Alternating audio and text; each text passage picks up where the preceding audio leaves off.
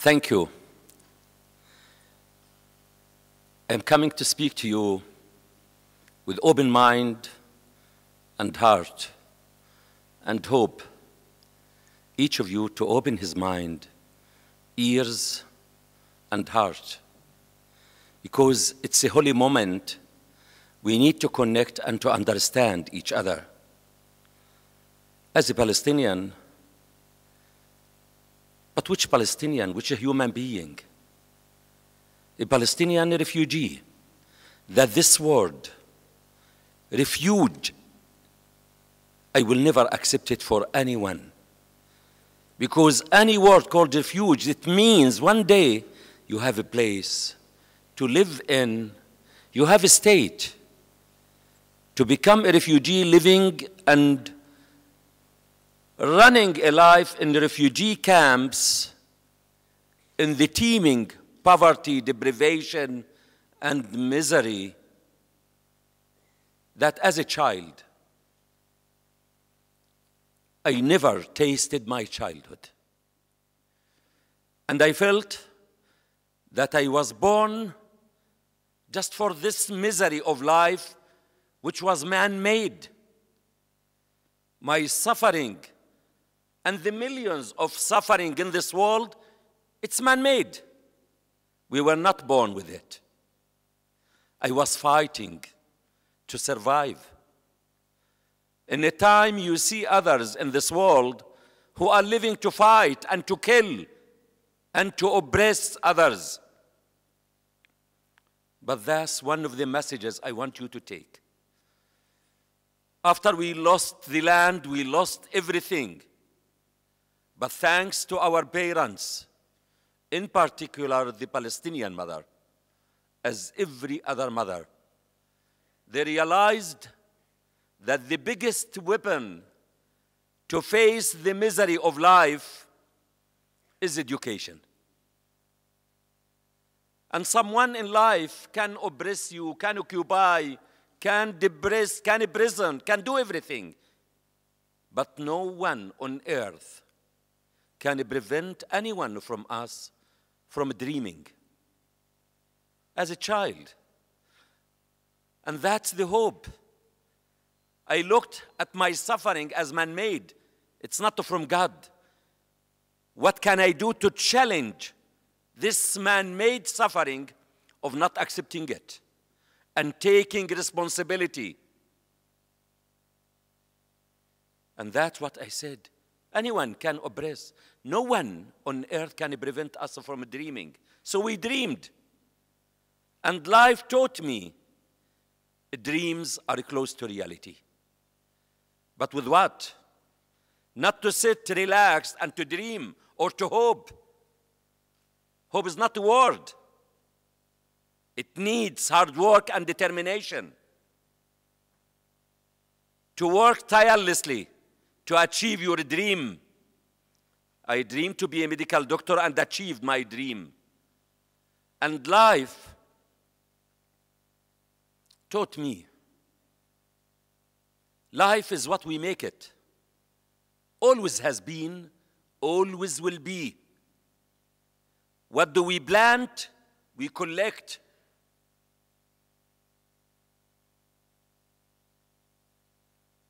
And in life, we are challenged.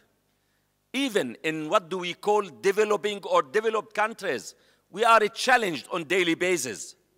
But at the same time, we need to learn how to challenge life challenges and to challenge ourselves. And that's the resilience, not to adapt to the life, but to keep moving, to keep focused, determined, not to accept what is happening, not to feel paralyzed and say, that's what can I do? But no one in this world, his life is like the Palestinians. That my life, as I said, was a war. And the most difficult time in life is just in 4 months period. I was the first Palestinian doctor to practice medicine in an Israeli hospital. I started it in 91 because I fully believe medicine has one face, has one culture, one value. It's a human face and value and culture to save a human life and to value human life. Medicine is about justice. Medicine is about freedom. Medicine is the human equalizer and stabilizer of this unstable world. I believed in it. And I was proud of what did I do. And the happiest moment in my life is when I handled the baby to his mother.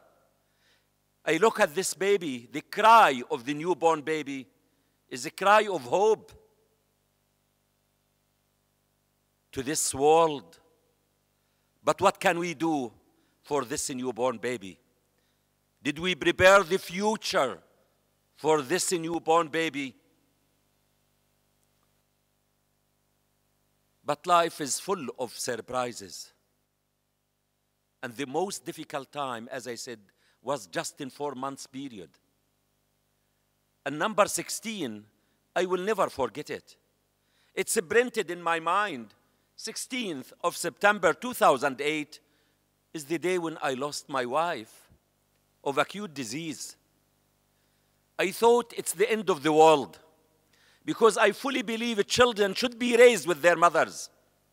The mother is the life who gives life, sacrifices for the sake of children. And the orphan, that we are talking about orphans, the orphan is not the one who loses the father. The orphan is the one who loses the mother. With the loss of the mother, we lose the big heart, the incubator, the one who collects us. I was blessed to have 6 lovely, beautiful, bright daughters. If I have of them 100 daughters, I will thank God every second. Because they were girls armed with love, with the plans. For me, I dreamed, because I don't have the resources, but my daughters were able to plan as they have their father, who can support them and to provide them and make their plans a reality. They were armed with the plans, with the humanity. I taught them to be human and to behave as a human. They were girls that their teachers were fighting to have them in their classes. They never succeeded, less than 97% in their schools. I continued my work at the Israeli hospital because my daughter Bisan, who was 20 years old, said, "Count on God and our support." I continued my work because I believed in it. Then 16th of January 2009, 4:45 p.m. is the day when the Israeli tanks to bomb my daughter's room, killing 3 daughters and 1 niece, and severely wounding others. For nothing they did. They were girls. There was no reason to be killed. But as a believer, as a Muslim with deep faith, I fully believe everything from God is for good. From the first moment I saw my daughters killed in front of me, those beautiful girls, they became birds, drowning in their blood. I wanted to see, where is Bisan, where is Mayar, where is Aya, where is Noor? Mayar, the beautiful girl who was #1 in Palestine in mathematics, who planned to be a medical doctor, to follow her father's path. The human one was decapitated. But as I said, this tragedy is for good and will be invested for good. Why I was saved? If I stayed a few seconds with them, I would be gone and to be added to the numbers. Because at that moment, until now, in this world, we look at a human being in some places as figures or numbers. They are statistics. To say 100, 200, 1,000, 5 million orphans. These 5 million people, they have names. They have faces. They have parents. They have plans. They have a future. Saving one, you save the world. Killing one, you kill the world. It's time to zoom in and to think of a human being as a human, as one world. It's shame to think and to look at a human being as numbers or statistics. And since then, I swore to God and to my daughters, I will never rest or relax or give up, because I fully believe I will meet them one day. Because I see them. They are living with me, to whom I am accountable in my life. I want to meet them with the big gift, that their holy souls and noble blood wasn't waste. It made a difference in others' lives, and to bring the gift to them, and the gift that I hope to take it with me to them when I meet them is the justice for them and others in this world, the freedom for them and other children in this world, and the means to be used, that we all have these means. It's the wisdom, kind words, and the strong ones, and the good deeds. Since then, I fully believe that I am more determined, I am stronger than before. I am moving steadfast. As Einstein said, life is like riding a bicycle. To keep balance, we must keep moving. I kept moving faster, stronger, more determined, not to give up or forget them. And I assure you, I will continue that. I am here because it's a moral obligation and responsibility to say these words and to communicate with you. When we speak about violence and conflict and these words we are using, they are not abstract. Conflict happens when someone violates the dignity and the respect of others. Violence and hatred as diseases, they are not wars.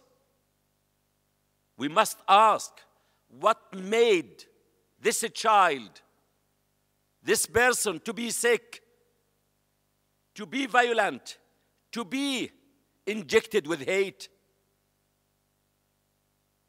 Because no one was born sick or violent or injected with this hate. We injected them with hate. What did we do to make them hate or to be violent? Violence, hatred, and disease are made, are manufactured. It's a result of exposure. So if you see someone who is violent, ask, not once, 10 times, what made him violent? Not to blame, but to take responsibility of finding out the roots of this violence. There are causes. And if we want to treat the causes of this violence, in medicine, we don't treat symptoms. We treat diseases. The patient with cancer, if he has fever, we don't treat the fever. We treat the cancer to get rid of the cancer. When we speak about treating violence and injustices in this world, where we see this world is endemic with violence, hatred, injustice, and fears. If we want to treat them, in medicine, that's what I learned.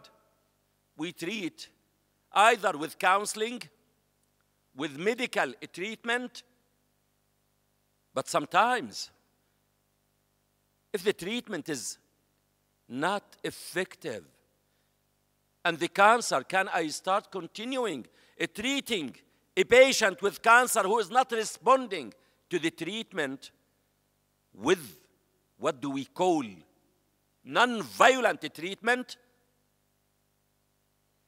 It's time to look around, to ask, to learn about what is happening in this world. It's our world.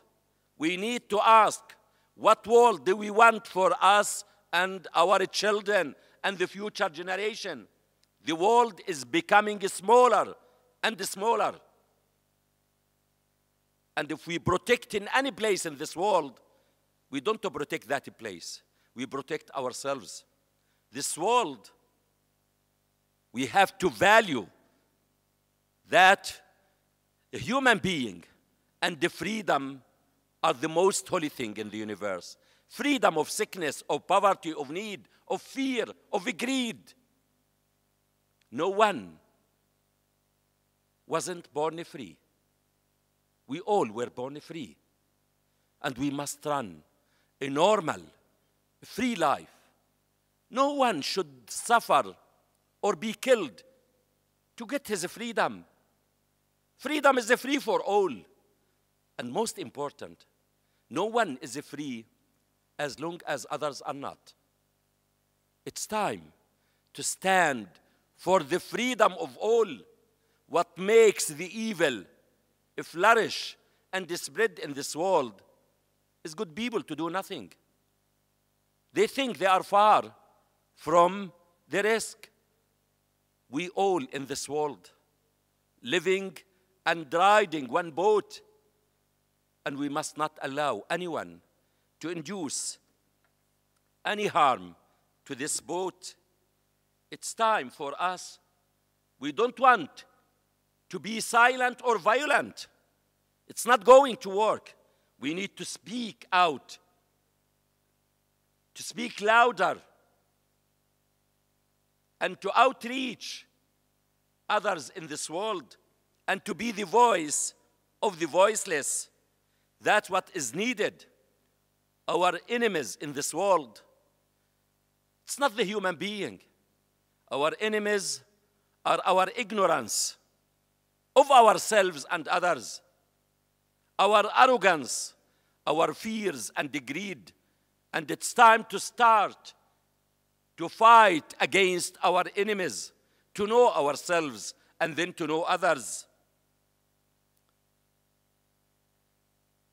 When we speak about a global, where I teach this, a global, we want to speak about the 7 billion people in this world. We want to share and to connect and to speak in one voice about the 7 billion people. I came here because I fully believe in hope. As a doctor, I will never lose hope as long as the patient is still alive. But we need to ask why the patient is not improving. Maybe the diagnosis is wrong. The treatment is wrong. So it's our responsibility, instead of blaming, to take responsibility of acting. When I wrote my book, I Shall Not Hate, after what happened about my life where people were expecting me to hate, I say to them, If I want to bring my daughters justice, it's not with hate. If I want to challenge the one who killed my daughters, it's not with hate. With hate, for me, which is a fire, which is a poison, which destroys the one who carries it. Hate is a heavy burden, which makes the one who carries it to sink deeper and deeper, not to move forward. I will challenge the one who killed my daughters of keeping moving forward. And things in life, we can't judge them by the start. Still, life is running. Let us wait and see who is going to win by the end of the game. The biggest weapon of mass destruction is hate in our souls. Don't allow hate to approach you. You must feel angry or outraged. Angry or outraged of not accepting what is happening in this world, of energizing you. What can you do to make a difference in this world? That's the anger. We all want to be angry about what is happening in this world, to be energized, to take responsibility and make a difference in this world. That's why I wrote my book, I Shall Not Hate, and there is hope in this world. But as I said, hope is not a word. Hope is an action. In memory of my daughters, Bisan, Mayar, Aya, and Noor, who are alive with me. I don't believe they are dead. They are living with me. Believe me, I see them. I am living for them and will continue to devote my life for them and others. Foundation Daughters for Life was established for education of girls and women, because I fully believe this world can endure and can change with what? With one thing: education of girls and women, where women are enabled to practice the full role in decision-making and shaping the future of our life. It's time to try and give the women the right role, not in developing or developed in this world. I am sure if they didn't succeed, they will never make it worse as it is now. So it's time to try. A healthy, educated girl and woman will raise a healthy, educated children, husband, family, community, and nation. It's the most efficient and effective mean.